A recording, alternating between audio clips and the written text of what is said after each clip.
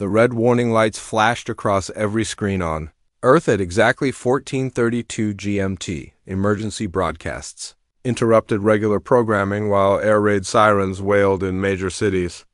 In the depths of the Cheyenne Mountain complex, President Martinez received the most important briefing of her career. "It's not from any human source," General Thompson explained as the massive display screen flickered to life. "The signal is coming from outside our solar system, broadcasting on every frequency we use." The image that appeared made everyone in the room step back. A towering figure with metallic skin and 6 arms dominated the screen. Its voice carried the weight of absolute authority as it spoke in perfect English.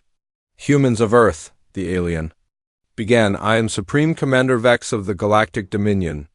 Your species has been under observation for 50 of your years. We have watched your rapid expansion into space with growing concern."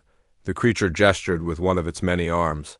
"In the past decade alone, you have established colonies on 12 worlds. You have developed weapons that threaten galactic stability. Your aggressive nature and territorial expansion mirror that of the plague species that once terrorized this galaxy before we eliminated them." President Martinez felt her blood run cold. The alien continued without pause. "The Galactic Council has voted unanimously. Humanity is classified as a Class 5 extinction threat. You have exactly 24 Earth hours to surrender all military assets, abandon your colonies, and submit to Dominion oversight. Failure to comply will result in the complete sterilization of your species." The transmission cut to static, leaving the room in stunned silence. General Thompson was the first to speak. "Madam President, our deep space sensors detected their fleet 36 hours ago. We counted over 4,000 ships positioned at the edge of our solar system. They're massive, each one larger than our biggest carrier." "How many ships do we have?" Martinez asked quietly. "Combined?" "Maybe 900 across all our fleets, including the colonial defense forces and the mining vessels we've converted to military use." Martinez walked to the window overlooking the mountain valley below. Families were probably having dinner, children were playing, people were living their lives without knowing that extinction hung over them like a sword. "General," she said without turning around, "what do you know about the human response to ultimatums?" Thompson considered this. "Historically speaking, ma'am, we don't respond well to threats, even when we're outgunned." "Exactly." Martinez turned back to face the room. "They've made a fundamental error in judgment. They think we're like the other species they've conquered. They expect us to roll over and surrender because they have bigger guns." She moved to the strategic display showing the positions of human fleets throughout the solar system. "But they don't understand what makes us different. Every other species they've encountered probably achieved peace before they achieved space travel. They had no reason to develop military doctrine or tactical thinking." "What are you saying?" "Ma'am, I'm saying they've never faced a species that spent 10,000 years fighting each other. They don't know what we learned in the trenches of World War I, or the jungles of Vietnam, or the urban warfare of the colony wars. They think superior technology automatically means victory." Admiral Foster, head of the Solar Defense Force, leaned forward. "Madam President, their ships are clearly more advanced than ours. Our weapons might not even penetrate their shields." "Then we don't fight their ships," Martinez replied. "We fight them." The room erupted in confused murmurs. Martinez raised her hand for silence. "Every military academy in human space teaches the same lesson from our history. Superior technology doesn't guarantee victory. The Romans had better weapons than the Germanic tribes. The British had better weapons than the Americans in 1776. The Germans had better tanks than the Russians in 1941, but they all lost because they fought the wrong war." She activated the holographic display showing the alien fleet positions. "Look at their formation. They're arranged for intimidation, not combat. They're in a perfect parade formation because they expect us to surrender at the sight of them." General Thompson studied the display. "You're right. They're clustered together. No screening elements, no defensive positioning. It's like they've never had to worry about being attacked. Because they haven't, Martinez said. They've been the galaxy's bullies for so long, they've forgotten what it's like to face someone who fights back. The president moved to the communications console. Admiral Foster, I want you to send a message to all fleet commanders. Tell them to prepare for Operation Defiance. We're going to show these aliens what happens when you threaten humanity. Ma'am, what should I tell the alien fleet? Martinez smiled grimly. Tell them we've received their message and we're preparing our response. But don't tell them what that response will be. Over the next 20 hours, human fleets across the solar system began moving into position. Not to defend static positions, but to implement tactical doctrines developed over centuries of human warfare. The aliens had given them an ultimatum, but they had also given them something else. Time to prepare. The mining colonies were evacuated. Their populations moved to heavily defended positions. The orbital stations were rigged with explosives, ready to deny the enemy any easy victories. Most importantly, the human fleets spread out into small, mobile groups that could strike quickly and disappear before the enemy could respond. At 14:30 GMT, 2 minutes before the deadline, President Martinez broadcast her response to the alien fleet. Supreme Commander Vex, she began, humanity has considered your generous offer. We must respectfully decline. You see, we have a saying on Earth, give me liberty or give me death. We've learned that those who demand submission through threats rarely have peaceful intentions. She paused, looking directly into the camera.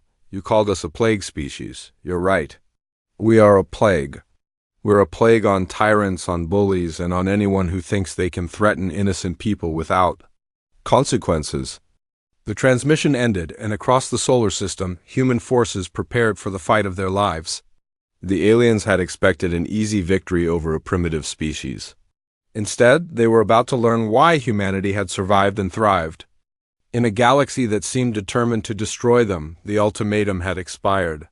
The real war was about to begin. The first shots of the war were fired at the Titan mining facility, where 300 human workers had been extracting fuel from the moon's methane lakes. The Dominion sent 50 ships to destroy the facility as a demonstration of their power. To the rest of the galaxy. Commander Blake watched the approaching alien fleet from the hidden command bunker built into Titan's ice. The mining facility above looked completely defenseless, its workers long since evacuated to safety. The aliens had no idea they were flying into a carefully prepared trap. All units, maintain radio silence, Blake whispered into his headset. Wait for my signal. The Dominion ships approached in a tight formation, their weapons charging for what they expected to be a simple target practice. Their leader, a creature called War Prime Zek, had never lost a battle in his 200-year career. He saw no reason why today would be different. Destroy the facility, Zek commanded. Make it quick and clean. We want the humans to see what happens when they defy us. The first missile salvo came from what the aliens thought was empty space. Hidden weapons platforms disguised as ice chunks and space debris opened fire simultaneously. The humans had spent months preparing this killbox, studying alien ship designs from long-range sensors and adapting their weapons accordingly. Zek's flagship shuddered as 3 missiles struck its hull. Impossible. His shields should have stopped any primitive human weapon. But these missiles were different. They were designed to penetrate exactly the type of shielding the aliens used. How are they doing this? Zek demanded of his tactical officer. Sir, their weapons appear to be specifically designed to counter our defensive systems. It's as if they studied our technology and found ways to defeat it. That's impossible. No species has ever. Another salvo struck the alien formation. This time, 2 ships exploded completely. The remaining vessels began to scatter, but they found themselves surrounded by hidden weapons platforms on all sides. Blake smiled as he watched the alien ships panic. They're not used to being hunted, he said to his second-in-command. Look at them. They're flying in circles, no coordination, no tactical awareness. They're like sharks that suddenly found themselves in a tank full of piranhas. The battle lasted 6 hours. When it ended, 38 alien ships had been destroyed, with only 12 managing to escape back to their main fleet. The humans had lost exactly 0 ships. Though several weapons platforms had been damaged, the news of the victory spread through human space like wildfire. More importantly, it spread through the galaxy itself. For the first time in centuries, someone had bloodied the nose of the Galactic Dominion. Supreme Commander Vex stared at the battle reports in disbelief. Nearly 80% losses in the first engagement. It was impossible. The humans were supposed to be primitives with crude weapons and no military experience. "Bring me the tactical analysis," he ordered. His staff, the spider-like creature that served as his intelligence chief, scuttled forward. "Commander, the humans appear to have spent considerable time studying our technology. Their weapons were specifically designed to penetrate our shields. More troubling, their tactics suggest extensive military experience." "Experience fighting whom? They've never faced a galactic power before." "No, Commander, but they've spent their entire history fighting each other. Our intelligence suggests they've been in almost constant warfare for the past 10,000 years. They've developed military doctrines and tactical concepts that we've never needed to learn." Vex's metallic skin shifted to a darker shade, indicating stress. "They're still outnumbered. We have 4,000 ships to their 900. "Yes, Commander, but our ships are designed for intimidation and quick victories. Their ships appear to be designed for actual warfare." The intelligence chief activated a holographic display showing the human fleet positions. "Look at their deployment. They're not clustering around their homeworld like every other species does. They're spread out in small groups, positioned to strike at our supply lines and retreat quickly." "What are you saying?" "I'm saying they're not trying to defend fixed positions.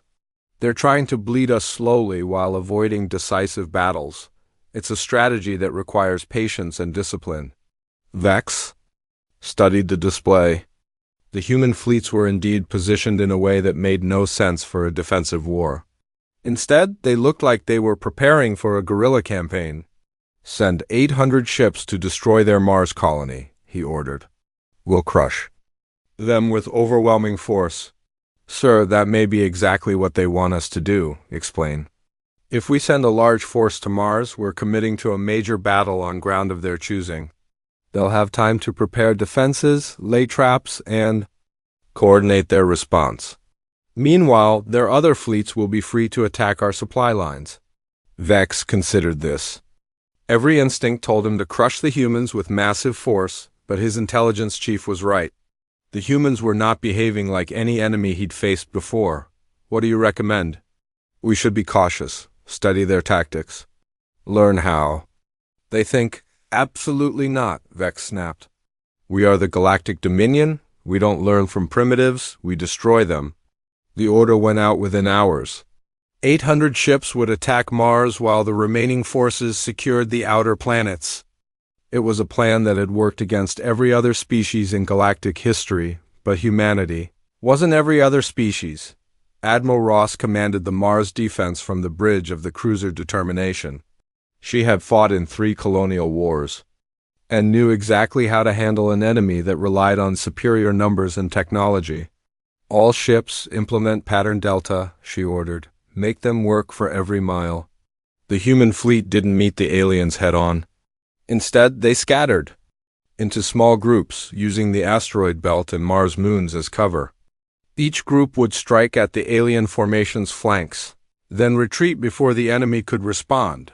The battle that followed became known as the Dance of Mars. For 3 days, the human fleet led the aliens in a deadly ballet through the inner solar system.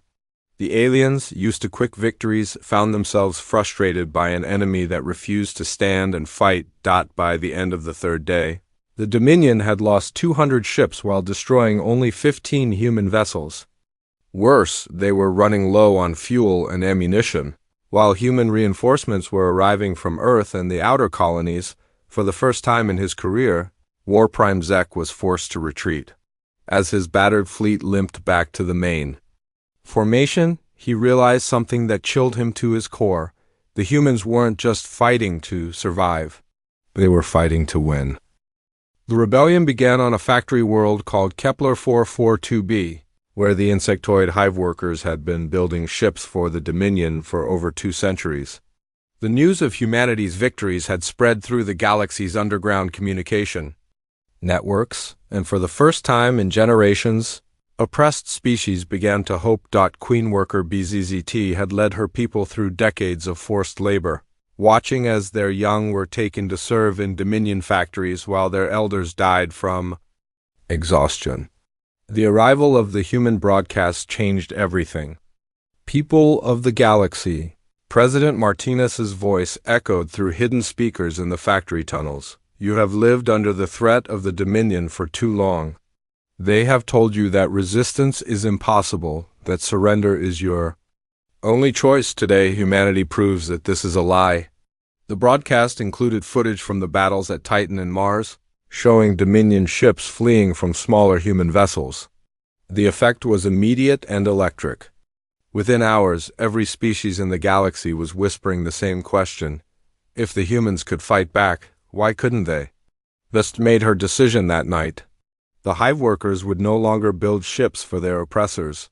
Instead, they would build them for themselves. The uprising began at dawn. Thousands of insectoid workers swarmed the orbital shipyards, overwhelming the small Dominion garrison. Within 6 hours, they had captured 17 completed warships and begun converting the factories to produce weapons for the rebellion. The news reached Supreme Commander Vex as he was planning his next assault on human space. The intelligence? Reports were devastating. Rebellions were breaking out on 47 worlds simultaneously. The aquatic peoples of the Trappist system had destroyed a Dominion supply depot. The peaceful traders of the Centauri Republic were smuggling weapons to resistance movements. How is this possible? Vex demanded. These species have been pacified for centuries. His intelligence chief's many eyes showed what passed for embarrassment in his species. The humans have been broadcasting encouragement and tactical advice to resistance groups throughout the galaxy. They're sharing their military knowledge freely. But why would they do that? It doesn't help them win their own war. I believe, Commander, that the humans don't see this as their war against us. They see it as everyone's war against us. Vex studied the strategic display showing rebellion markers across the galaxy.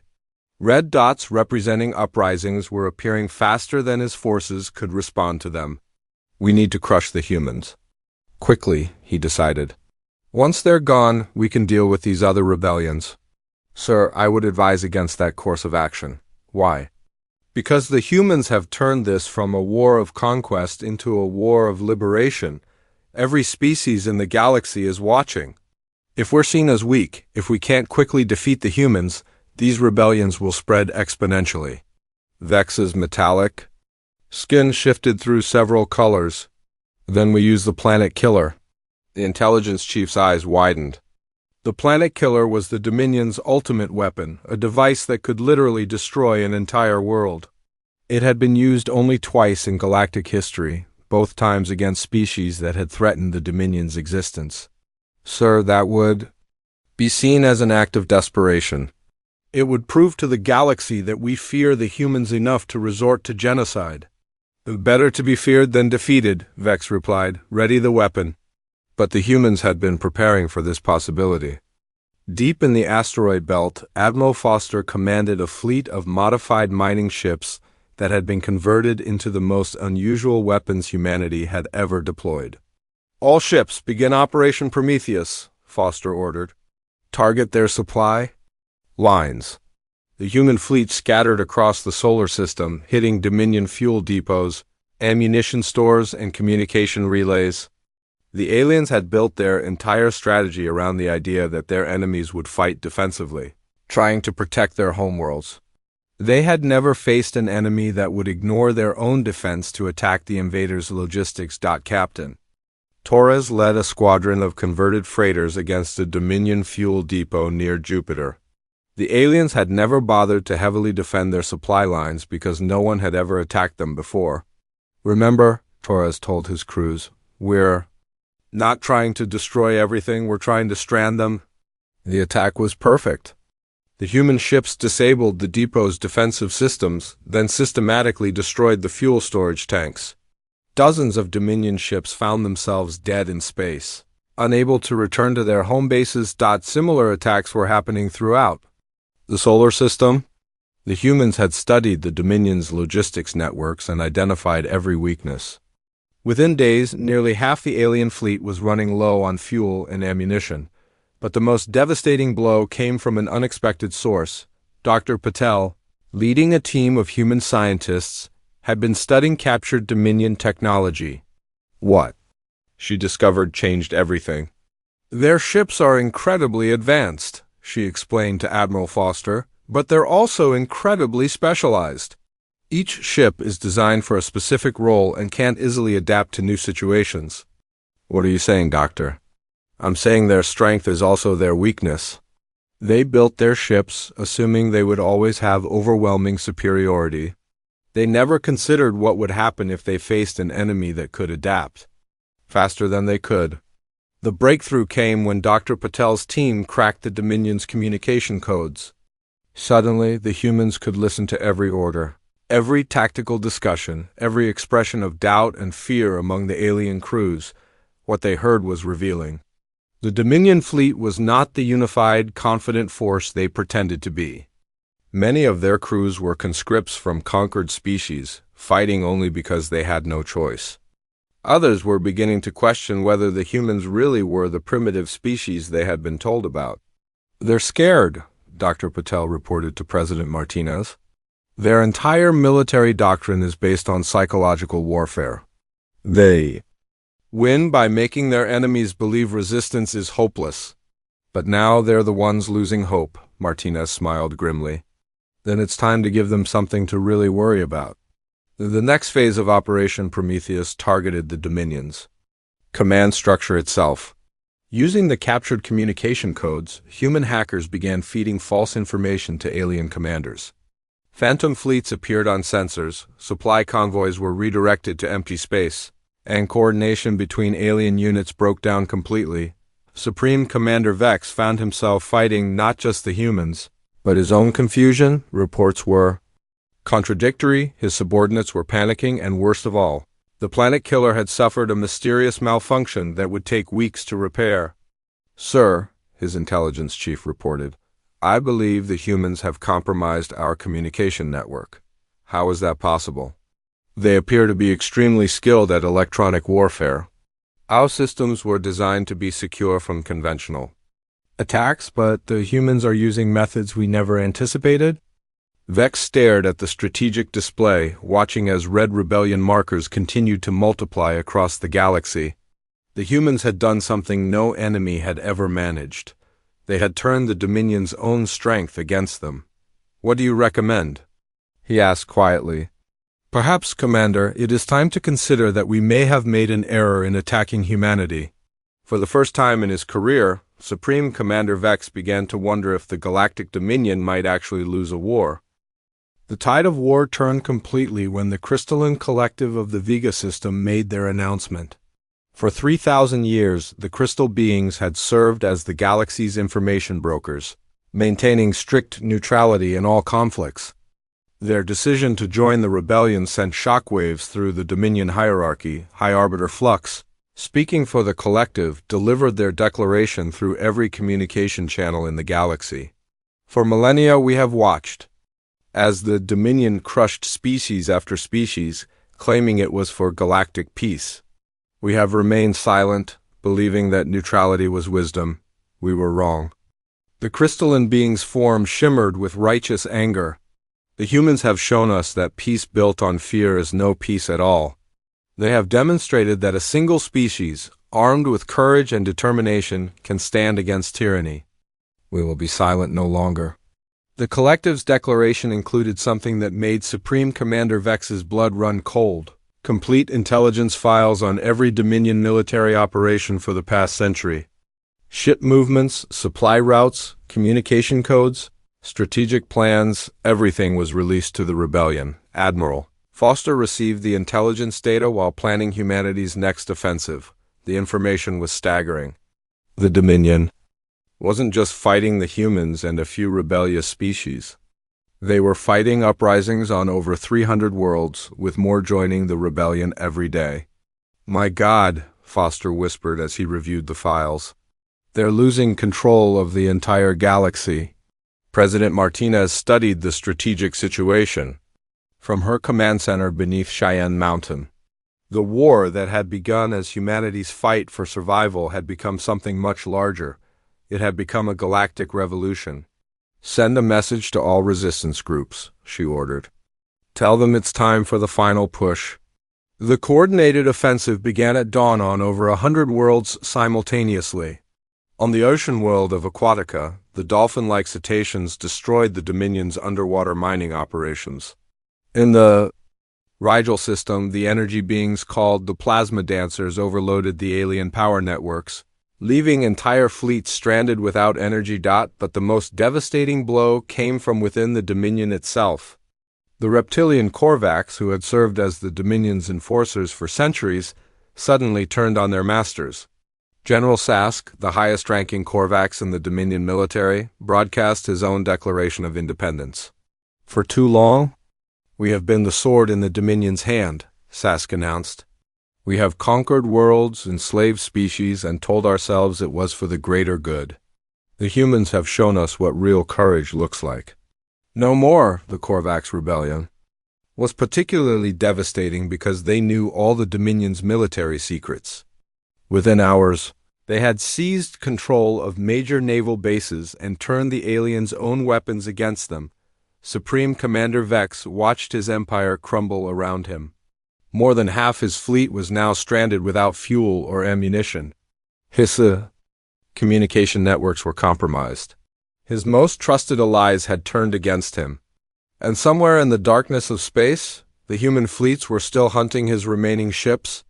"Sir," his intelligence chief reported, "we've lost contact with the home fleet. The last transmission indicated they were under attack by a combined force of humans and Korvax." Vex's metallic skin had turned almost black with stress. "How many ships do we have left?" "Approximately 800 scattered across 6 systems. Most are low on supplies and many of their crews are requesting permission to surrender." "Surrender?" Vex's voice cracked. "The Galactic Dominion does not surrender. Sir, perhaps it's time to consider that the Dominion may no longer exist." The words hung in the air like a death sentence. For the first time in galactic history, the Dominion was facing complete defeat. And it had all begun with one species' refusal to submit. Meanwhile, the human fleet was preparing for the final assault. Admiral Foster had received intelligence that the remaining Dominion ships were gathering at the fortress world of Nexus Prime, the aliens' last major stronghold. "All ships, prepare for Operation Liberation," Foster ordered. "This is what we've been working toward." The human fleet was no longer the desperate force that had faced the alien ultimatum months ago.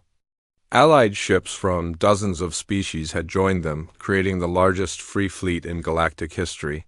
Former Dominion ships, captured or defected, flew alongside human vessels.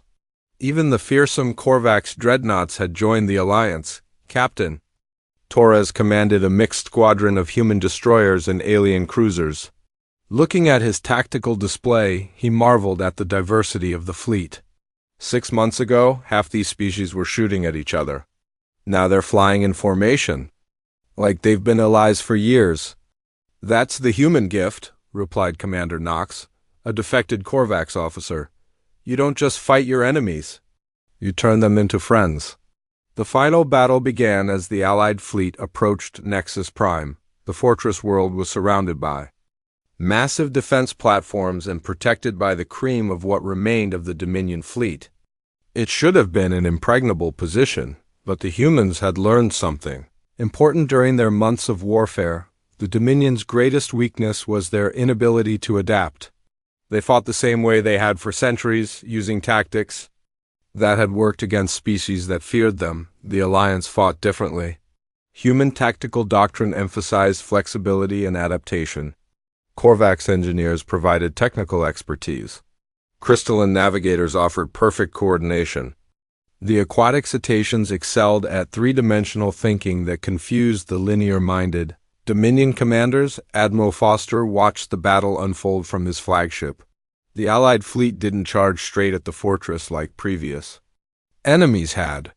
Instead, they used the humans' proven hit-and-run tactics, striking at the defense platforms from multiple directions before fading back into space.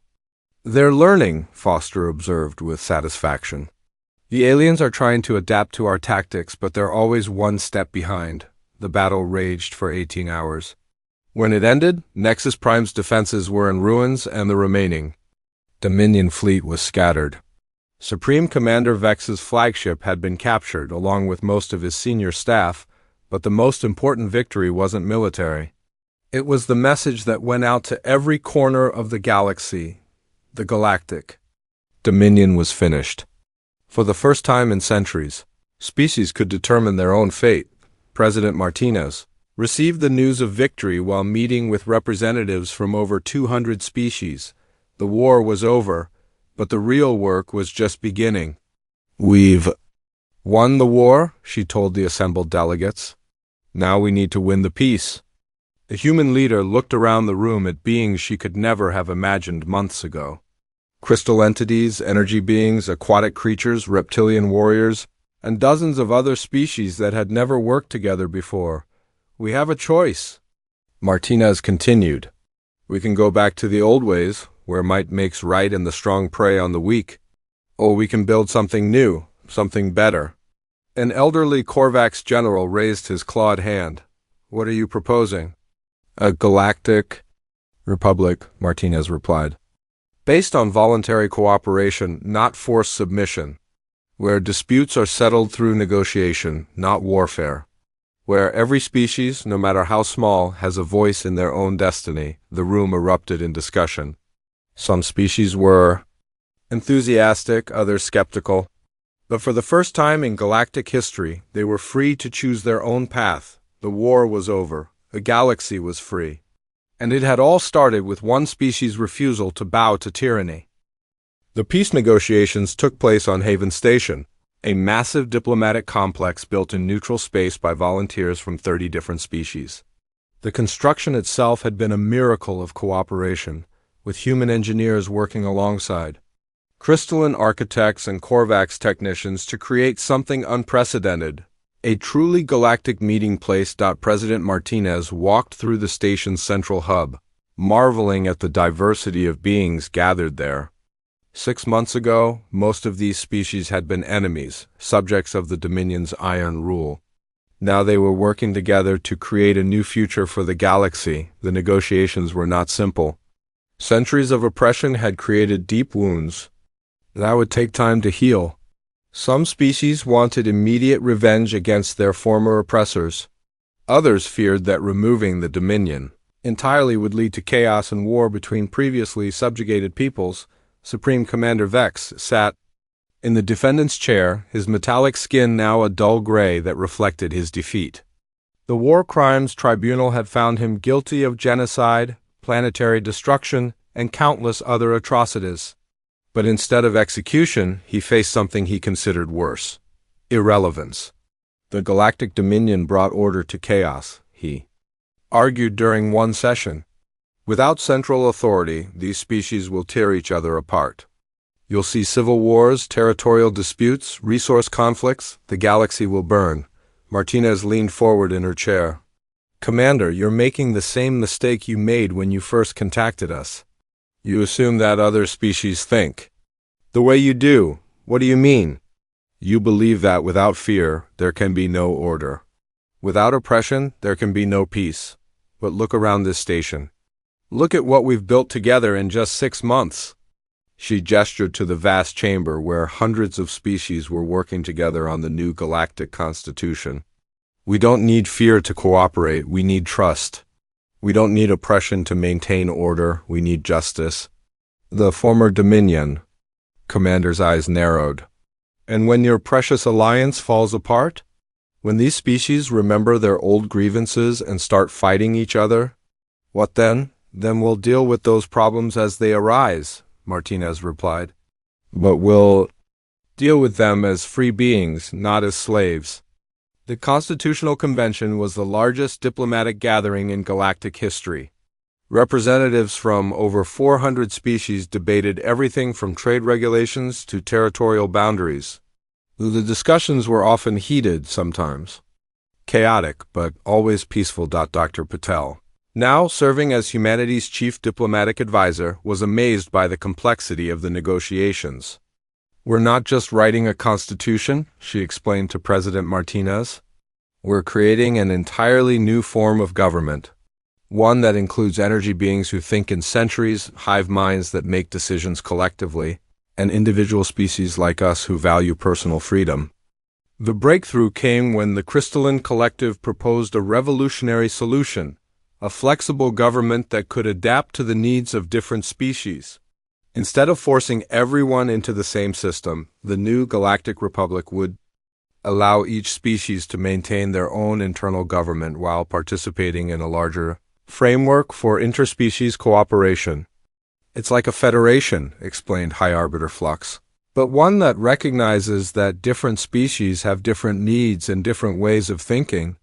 The proposal wasn't perfect, but it was workable. Most importantly, it was voluntary. Any species could join the Republic, leave if they chose, or remain independent while still benefiting from trade and diplomatic relations. The signing ceremony took place on the anniversary of the Dominion's first ultimatum to humanity. President Martinez stood before the assembled delegates, holding a simple document that would reshape galactic civilization. "1 year ago," she began, "the Galactic Dominion declared war on humanity. They expected us to surrender immediately. They couldn't imagine that a single species would dare to resist their overwhelming power." She paused, looking around the chamber at the hundreds of different beings present. "They were wrong about us. But more importantly, they were wrong about all of you. They believed that freedom was dangerous, that cooperation was impossible, that order could only be maintained through fear." The president held up the Constitution. "This document proves them wrong. It proves that free beings can work together, that cooperation is stronger than coercion, that justice is more powerful than oppression." The signing took hours as each species representative added their mark to the document. Some signed with traditional pens, others with energy patterns, still others with complex chemical signatures. But each signature represented the same thing, a commitment to a better future. As the ceremony concluded, Martinez found herself standing beside General Sask, the Korvax commander who had led his people's rebellion against the Dominion. "Do you think it will work?" Sask asked quietly. "I don't know," Martinez replied honestly, "but I know we had to try. The alternative was to let the galaxy remain under the boot of tyranny forever. And if there are conflicts, if some species can't resolve their differences peacefully?" Martinez smiled. "Then we'll do what humans have always done. We'll find a way to make it work." The first test of the new republic came sooner than anyone expected. The aquatic cetaceans and the silicon-based miners had a territorial dispute over a system rich in both water and rare minerals. Under the old Dominion, such conflicts were settled by whoever had more military power or better connections to the ruling hierarchy. Now, both species brought their case before the newly established Galactic Mediation Council. The hearing took place on Haven Station, with representatives from 12 different species serving as mediators. The process was messy, complicated, and took weeks of careful negotiation, but it worked. The cetaceans and miners reached an agreement that satisfied both parties, sharing the system's resources and establishing joint colonies. More importantly, they did it without a single shot being fired. "This is what victory looks like," Admiral Foster observed as he watched the signing ceremony. "Not ships burning in space, but former enemies shaking hands." The success of the mediation process encouraged other species to bring their disputes to the Republic rather than settling them through force. Trade agreements were negotiated, territorial. Boundaries were established peacefully, and a complex network of interspecies cooperation began to emerge. Not everything was perfect. Some species chose to remain independent, suspicious of any large organization after centuries under Dominion rule. A few former Dominion loyalists attempted to restart conflicts. requiring intervention by the Republic's peacekeeping forces. There were cultural misunderstandings, economic disputes, and the occasional diplomatic crisis. But for the first time in galactic history, these problems were being solved through cooperation rather than conquest. President Martinez's final act before retiring was to establish the Galactic Defense Force, a volunteer military organization designed to protect member species from external threats and internal conflicts. Unlike the Dominion's oppressive military, the GDF was answerable to the elected representatives of all member species. Admiral Foster was chosen as the first Supreme Commander of the GDF, a title he accepted with mixed feelings. "I spent my career learning how to fight wars," he told Martinez. "Now I have to learn how to prevent them." "You'll figure it out," Martinez replied. "Humans are good at adapting." The ceremony marking the first anniversary of the Republic's founding was held simultaneously on hundreds of worlds. President Martinez, now in her 70s, delivered the keynote address from Earth's rebuilt capital. "1 year ago, we were told that resistance was futile," she began. "We were told that cooperation between different species was impossible. We were told that order could only be maintained through fear and oppression." She paused, looking up at the stars visible through the chamber's transparent dome. "Today, 437 species work together in peace. Today, conflicts are resolved through negotiation rather than warfare. Today, every being in this galaxy has the right to determine their own destiny." The president's voice grew stronger. "We proved that the galaxy's bullies were wrong. We proved that free beings can accomplish anything when they work together. Most importantly, we proved that the future belongs not to those who would conquer, but to those who would cooperate." As the ceremony ended, Martinez reflected on humanity's journey from a single threatened world to the founders of galactic democracy. The war had been won not through superior firepower, but through superior principles. The humans had shown the galaxy that strength came not from dominating others, but from helping them stand up for themselves. The greatest victory wasn't the destruction of the Dominion fleet.